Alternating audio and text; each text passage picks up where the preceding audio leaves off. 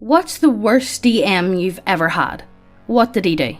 Play a game of Pathfinder with a friend from college. Figure I'll make a bog standard paladin. Show up to the first session, find out we're doing an investigation of some kind. Figure it'll be great, as I'm high enough level to have Detect Evil and Zone of Truth. That should make it a lot easier. Yeah. You know what I mean? Suddenly everybody is immune to both of those things. Bullshit. Go to a village. Turns out there's a tiefling I later find out is a DM player character, and is a reoccurring character who beat us there. And he's already working on the investigation for the magistrate. Okay, just stay out of trouble. I'm watching you, scum. But JPEG. I fucking love Oblivion. He laughs me off, saying that my quest for good is impotent, and that good and evil are antiquated terms. Say that again and I'll introduce you to some equally antiquated sword techniques. Yeah, that's what I'm talking about. Seriously, see when it comes to tieflings, why do they have such a bad stigma about them? It just seems to attract the worst sort of people. And the worst thing is tieflings are actually kind of cool. Yeah. They are kind of cool, but DM player character, tiefling, it's not good. you know what we're in for. We come back from some shenanigans to find that the town is burning down, and that same DM player character is on top of the town hall playing a fiddle or something. Fiddler on the roof. Oh God! All right, Nero, calm down there, could you? Jesus. And smugly implies that it was he who burned the town down. Time to leave them all behind. Activate Smite and swig my last health potion. Get to the roof. He jumps off and disappears. Jump off after him. Take about 20 damage and recover with Hero's Defiance. DM says the tiefling has gone invisible. Detect Evil. DM responds by describing one of the DM player character's cohorts, a gaunt little girl in a black dress with an oversized scythe, who comes out of nowhere and crits me. Oh, come on. It just so happens that her scythe steals my spells, so no more Hero's Defiance. I get knocked out. Wake up, vow to get that fucker. We move on to some wizard tower or some shit. Fight some big bad monster. No clue what's going on. Tiefling shows up in the final boss chamber, dual wielding some magical scimitars. The monster we spent about 20 rounds fighting all over this tower is felled instantly, as the tiefling's swords glow with, the darkest light. Oh no. Okay. After we clean up a bit, he poofs in on top of a statue. I question him a bit, since apparently he can't or won't be killed, and he just remains mysterious. Ask some fairly pointed questions about who he is and what he's doing. DM spins some cringeworthy prose about being a wanderer between dark and light. Fine. Zone of Truth. Poof, he's gone. Later, another player who got into a spat with a tiefling who turned into a blue dragon and turned everybody's blood to sand for a 1-round total party kill. Apparently, we were warned. There really is something to this. It's always it feels like there's a lot of recurring themes that we come across.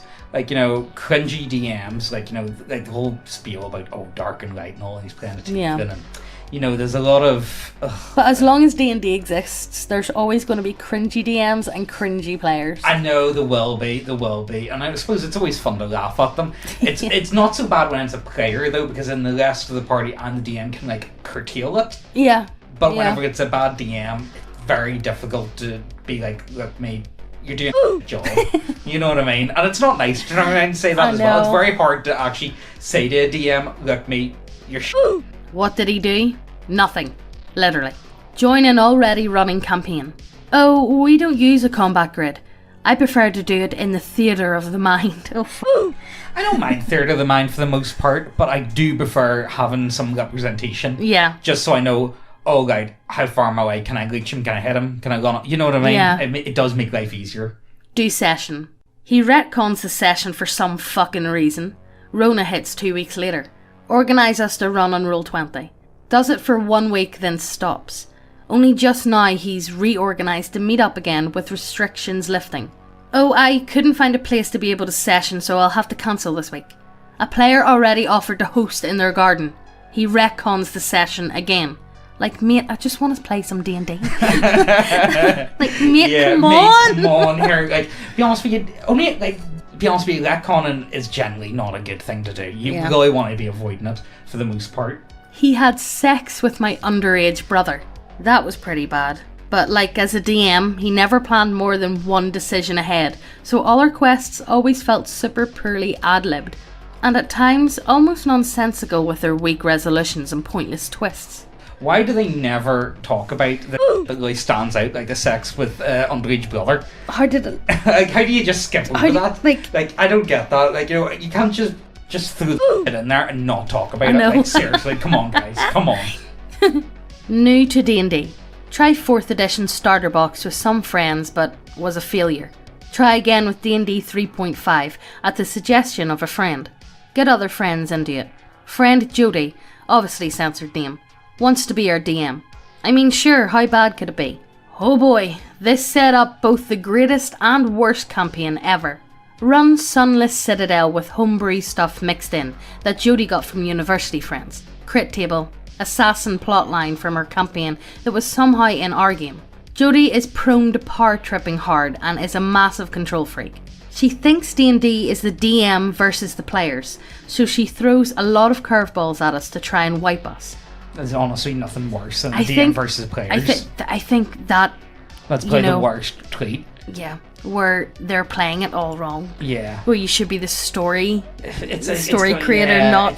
Yeah, give the players challenges, but it's not a Fever V. Yeah, like, you know, come on here, locks fall and then they all die. There we go, let's go home. See you bite, you know what I mean? Party is incredibly f***ing crafty and great at solving problems, and we best her every chance we get. Campaign starts grinding to a halt, and we basically get caught up in a lot of side objects or side quests. DM getting mad we haven't died yet. We start getting encounters like dragons in a closet, to which he retcons almost immediately, because Party called her out for it being dumb. Can't remember this encounter exactly. You know that assassin plotline I mentioned before? Somehow they were hunting us for some bullshit reason. Basically tried to kill us, but due to quick thinking by the party, we bested them and the assassin fled. My wizard dies, so I basically remake him with the same sheet, but slightly different name to save time. Dies again due to goblin ambush in a swamp. Party's fault for this one. Campaign basically grinds to a halt. 5th edition comes out. We start our own campaign without Judy, and things have been pleasant since. We still talk about that 3.5 campaign, the characters and the moments we had that were pretty damn memorable. Just a shame our DM was I ended up making a spiritual successor to my wizard that I still use in a few campaigns. I don't know where this whole thing came from, the DM versus the player mindset. I know. Like, I know it's a game and like you... But like, it feels like it only came about in the last, like, in really 5th edition. Or maybe it was like a meme that came about. Like, you know, like, DMs acting like, it should be DM versus players to a certain extent, but not make that your whole objective, because yes, the DM has to send out things that could result in a TPK, but, you know, but not every encounter. Yeah, you're right. I would say so. That's pretty bad. What do you guys think in the comments? Hey guys, do you like models in your tabletop role-playing games? 'Cause we do too. Do you like having big bitty waifus on your table? 'Cause we do too. We got human biddies, we got lizard biddies, we got orc biddies, oni biddies, cat bussies. We've got everything you want at neckbeardia.co.uk. Check the links down below, it helps us out a lot. Sorry for interrupting the video, let's get on with the story. Just came in firstly to say hello to Neckbeardia and his sister wife. I don't know where this came from. Where you were, oh fuck it, let's just go with it. Okay, brother. On topic. One of the worst DMs I had was in a game on Roleplay Online, so you know how fucked it is. I was in a game there for Changeling the Lost, a line I really enjoyed. The GM apparently had a specific plot they wanted to play through. It seemed cool and I got a friend of mine involved too. In play, the GM would PM me and say, "Hey, here's something I'd like for you to do for X player, to form bonds and help the plot." I thought at the time that was pretty cool. Usually it was explaining my character had gained some item or treasure and that they thought it would be nice for player X to have it and to roleplay the scene out. I expected other players were getting similar PMs. I don't know if they ever did though. So I played along until in character and out of character, one player and character reacted quite badly to one of these pre-planned scenes. In context, the GM asked my character to give a beautiful dress to one of the female characters, who essentially was female to male. What? Alright, whatever you're into, you sure, why not? I was lax to do this, even stating this to the GM, though they stated it was okay and to go ahead, and it seemed this was all planned. I did so, and it all kicked off in my PMs.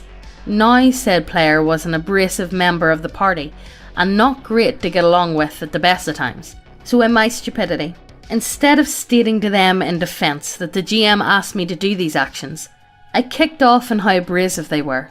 Not just to me, but to the party as a whole. In the end we talked it out, though decided we would not interact with each other in the sandbox anymore, instead doing stuff for the good of the party. Next day I woke to find the GM kicked me from the game for schizoid behaviour, for the things they themselves told me to do. You see, in Roleplay Online, if you didn't know, the GM can see all PMs from the players in their game board. Despite coming to a shaky truce with said player, this happened. Fucking Roleplay Online and its trolling membership.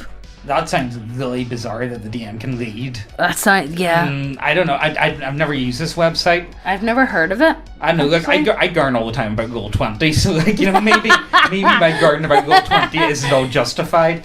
Yeah, that guy just sounds like a bit of a fucking mental. Let's be serious. Yeah. I don't really know what to make of that story. It was a bit of a mess all over the show. Yeah. It just seemed, the guy was just fucking mental. Yeah. So this all took place in a Red Dead Redemption themed roleplay. Had a good thing going after a heist and a battle with the authorities. Whole gang is on the run. My PC, a typical gunslinger with a bit of an elegant European flair, goes out into the woods to grab some water from a ravine. Spots a little girl. DM player character. Fuck. Is that how bad it's got? It's like, yeah. DM player character. Shit! Brings her back to camp. Little girl is actually a cannibal. What the fuck, .png? Decides to roll with it. Brings her along. Feeds her only people we kill on raids or not at all. Little girl goes on a discovery journey one day. Comes back a werewolf. What? .jpg? Gets adopted by a lesbian couple. One of them is another DM player character. Ugh, okay. Rest of the players get annoyed. Teenage girl player of the group decides to chime in. Makes a half angel, half demon paladin a gender person. Oh fuck. Alright, like whatever you're into, Gets approved by DM. Werewolves and half angel people make guns and cowboy stuff effectively worthless. Yeah, they do. Yeah, let's be serious. DM starts allowing erotic roleplay. Fucking why is it I love how you went for Ray and I went for no. I don't know, I quite enjoy doing the big man tone. No. Some of the people taking place in it are underage. Oh, what? Oh, in the erotic roleplay. Oh, fuck. Sweet, whatever you're into, you know what I mean? Me and 2 others leave. Got blocked by DM. Friend called a homophobe for not accepting her DM player characters. Friend is actually a lesbian. My face went. What do you do with it? Like, there's going to be some people that are just sexual degenerates. You know what I mean? Why do you have to just shove this stuff in front of everyone's faces? Is beyond me. Yeah. I don't know. Like, whatever you're into, please don't shove it down my throat, would you? Player cleric. Ask random passenger the way to the temple. Who are you? What business do you have at the temple? And can you even prove that? Other players say out of character. Alright, since this guy doesn't want to cooperate, I look for someone else to ask. GM. People don't want to talk to you. They get mad when you ask them. He still tries to ask someone for the way to the temple. At this point, a small mob has formed around you. GM just wanted us to go to the tavern, so eventually we did. One PC pulls out an orc tooth to brag. People in the tavern get scared, as the city is technically occupied by orcs. Barkeeper tells us to leave his tavern. I stand up to talk to him. I ask if I can roll a persuasion check, so we can stay. GM. No, a bunch of really tough bouncers show up to throw you out. Party slowly and reluctantly walks out of the bar, while antagonizing the bouncers. GM. The bouncers now also got knives. Okay, I guess. Outside the bar, we are pissed, so we try and steal the bar sign. That's pretty standard stuff then, yeah. One of the bouncers shoos us away. I tried to talk to him that my friends don't know what they're doing and just let us off the hook. He spits at me, the cleric, in the face, but doesn't engage in any combat before going back into the bar. It's amazing. The GM railroaded us where he didn't want us to be, then constantly threatened escalation of the situation that never escalated anywhere. Why? Why are you like this? Why? Why? Oh yeah, I forgot to mention what happened the next day. I go to the temple. Yes, I eventually got the directions. To complain how badly the cleric's is treated in the city, as I was literally spat at by a bar employee. Priest at the temple says he can't do anything about it. I ask him who can. Well, probably the bishop in the capital. I ask to set up a letter to the bishop. Priest reluctantly agrees. Come back a few days later. After a bunch of pointless plot hooks in the town that refused to go absolutely anywhere, ask if the letter got any reply yet. No, we don't even know if the letter arrived. What do you mean? Yeah, well, the orcs sometimes intercept our mail, so this letter maybe didn't go anywhere.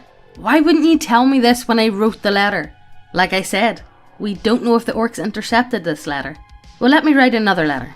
Okay. Nothing ever came of the letter.